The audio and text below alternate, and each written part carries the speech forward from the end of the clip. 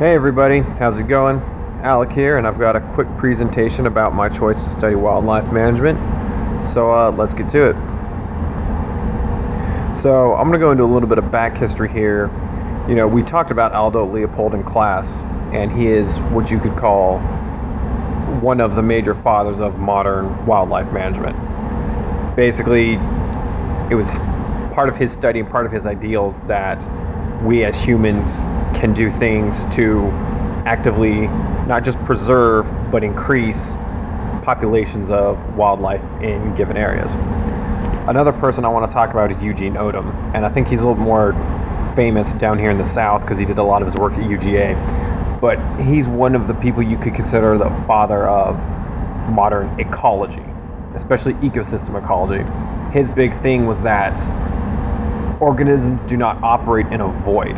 Every species in a given ecosystem is tied into each other, that they all are interacting with each other and their survival depends on each other. So I like to think of modern wildlife management, or at least from the position that I see it, as kind of the tie between the teachings of these two scientists.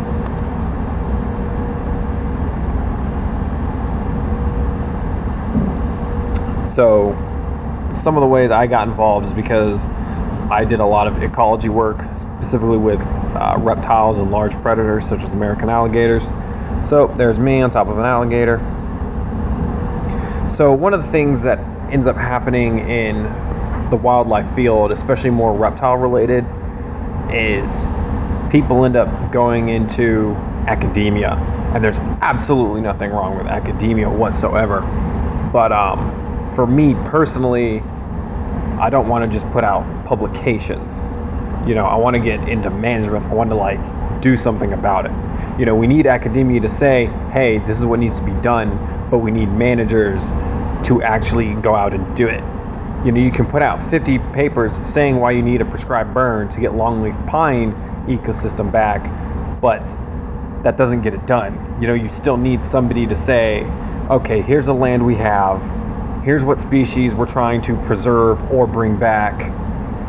Here's what resources we have.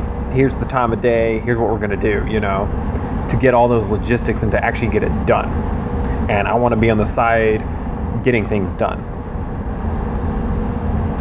So now a little bit into my personal philosophy. So first, I believe habitat and ecosystem preservation and restoration are critical for the protection of imperiled species.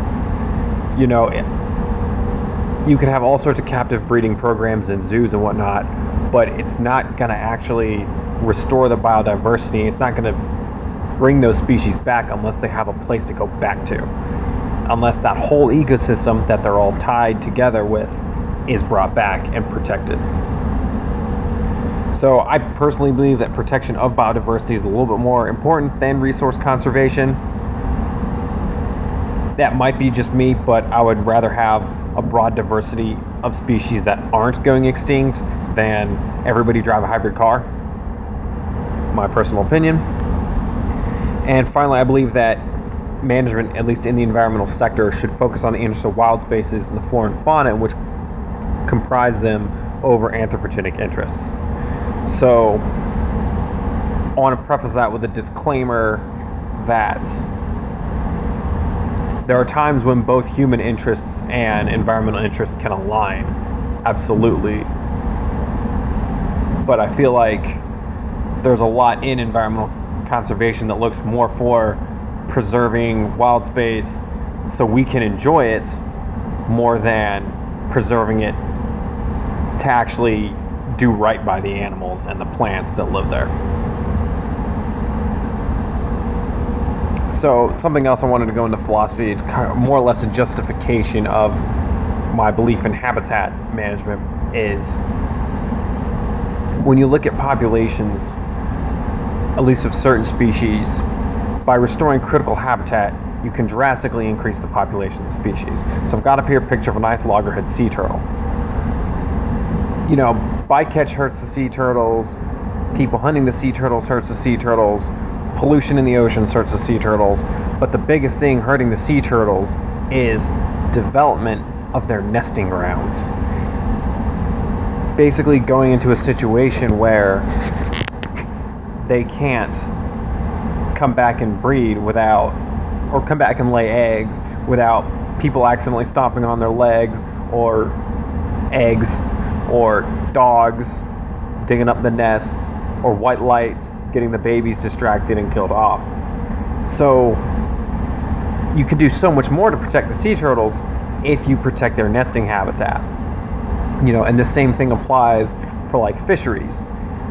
If you get dams removed and you actually increase upstream habitat, you can do so much. You can bolster the population so much more than just lowering fishing quotas.